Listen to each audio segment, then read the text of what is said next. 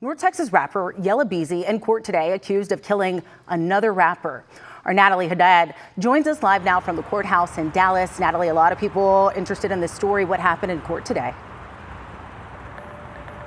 Yeah, absolutely, Janelle. I was sitting in the hearing in that courtroom and every seat was full, every pew, I should say. And again, just mentioned, we just walked out of that courtroom. A judge granted rapper Yella Beezy a lesser bond. This was his first court appearance. It was all about the bond that he was assigned to him when he was first arrested. Now, Yella Beezy, whose real name is Marquise Conway, he was arrested just last week in a murder for hire plot. So some background for you. Conway was initially given a $2 million bond. His defense team argued he could not afford that and he needed to be in a position where he could continue to provide for his immediate and extended family. And despite the prosecution arguing that Conway could pay a $2 million bond if he wanted to because he lives in a mansion in Frisco and flies in private jets, Conway now returns to jail with a $750,000 bond instead. So it went from $2 million to $750,000. Conway arrested last week, nearly 5 years after the murder of another Dallas rapper, Melvin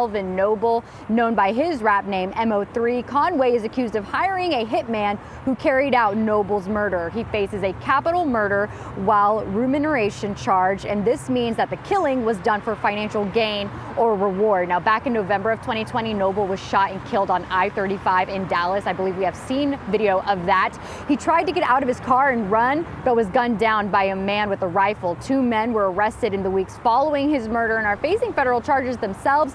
But now this case against Conway could reveal details into the hired hitman's payment and the motivation behind the murder. Again, just walked out of the courtroom just a few moments ago. Conway was escorted back to the jail. He was present for the hearing. So we will keep you updated right here on WFAA whether Conway pays that now $750,000 bond. Janelle? Well, thanks for that update, Natalie.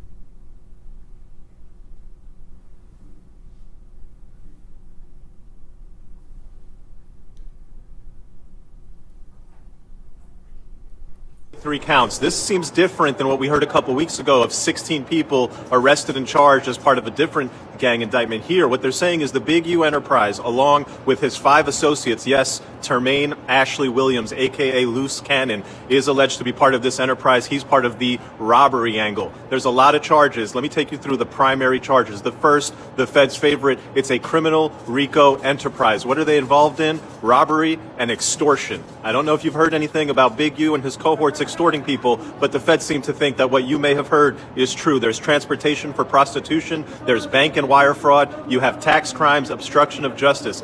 Now, there's a number of different schemes that they're saying the Big U Enterprise engaged in. One of them, you've probably heard of it, is the check-in extortion scheme. You're an out-of-town celebrity or a gang member and you want to come to LA, well, you better get permission from Henley, according to the Feds, because a failure to check in will result in robberies, assaults, or worse. They reference that the Check-In podcast, I haven't seen it, I don't know if you've seen it, please direct me to the Check-In podcast, was used to legitimize this practice. The other charge, the murder of a rapper in Las Vegas. RW, the rapper, was with Unique Music and allegedly murdered by Henley after perceived disrespect.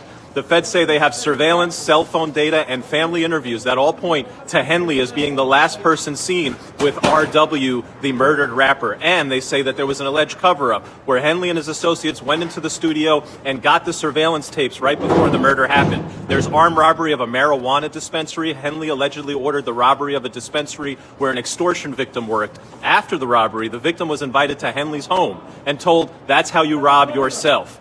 There's allegations of ongoing robberies and threats by Loose Cannon. They allege that Williams continued violent behavior, including a recent pistol whipping that was caught on video.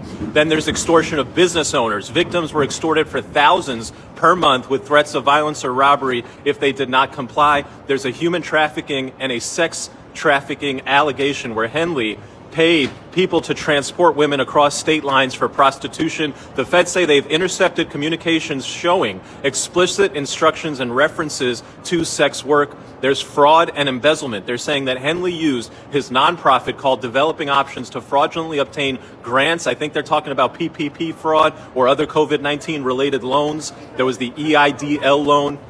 And allegedly, he used fraud to obtain this stuff because he lied on the applications about what the enterprise, what the business actually did and who its employees were and how they were going to use the money. Then a nice little ending is, hey, after we announced the charges against him, he went online using somebody else's Instagram account. He got rid of his phones, stopped using them, and then went on somebody else's Instagram account and said, yo, my co-defendants, don't talk to them. They're losers. They're doing wrong. The feds seem to think that this guy was at the center of a criminal organization that's been running from 2010 to 2025. There's a probable cause affidavit. They said they've gotten all types of search warrants and subpoena returns in support of all of these crimes. The big question that I have that I can't understand is why are there only 6 people in this indictment? And then a couple of weeks ago, we got word of 16 that were rounded up and arrested as part of a RICO enterprise. Stay tuned.